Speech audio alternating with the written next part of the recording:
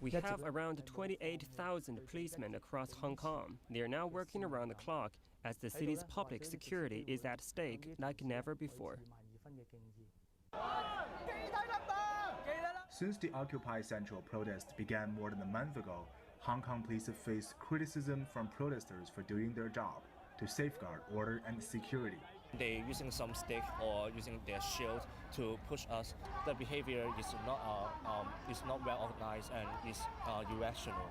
However, in an exclusive interview with CCTV, the police gave us a different side of the story. In many cases, we face organized confrontation from protesters, incited by a few extremists. This small handful of people not only incite violence, but some of them carry weapons and seek to assault the police. In some of these nasty clashes, a few policemen would be facing hundreds or even thousands of protesters ready to charge against the cordon line and expand their blockades.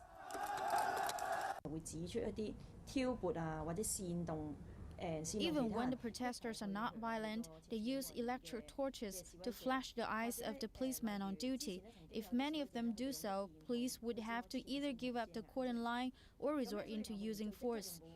So we, as police negotiators, were deployed at this moment as an attempt to contain the use of force and prevent escalation of violence. And then there are fears of reprisals. They threaten the families of the policemen. Some children of my colleagues even received death threats. Those who disclose the information of the families of the police online are very immoral and will face prosecution. As protests wear on, there are signs of distress taking its toll. Over the past month, we have to go to the gathering sites of the protesters to conduct psychological counseling to the policemen. Many of the policemen are really frustrated as they've tried very hard to safeguard the city, but on the contrast, received unequal assault.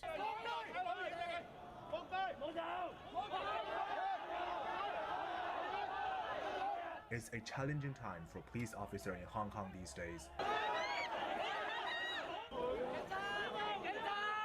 Caught in a bitter fray between Occupy Central protesters and those in the anti-Occupy movement, they have to put their own lives at risk while trying to separate the crowds and restore public safety.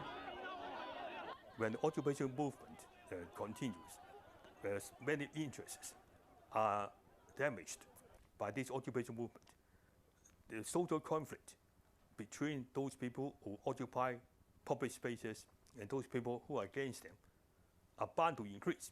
As the Occupy Central protesters continue to defy the court order and maintain their blockades, Hong Kong police are now working day and night to guarantee the public safety.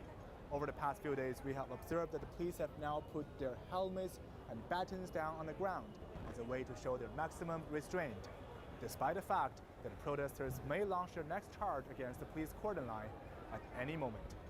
I'm from CCTV, Hong Kong.